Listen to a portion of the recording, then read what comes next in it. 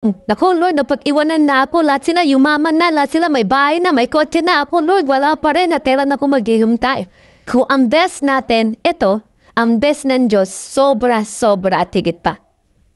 Eh, ang problema, yung dapat sa Diyos ang gagawa, linagay nila sa kanilang kamay. Kapag tayo ay impatient, yan po ang ginagawa natin sa Diyos. Kinukuha natin ang trabaho ng Diyos. Lahat na nakakuha ng pangako ng Diyos, naghintay. Abraham waited for 25 years para kay Isaac. Moses waited for 40 years to become a deliverer. Jesus waited for 30 years bago siya mag-ministry.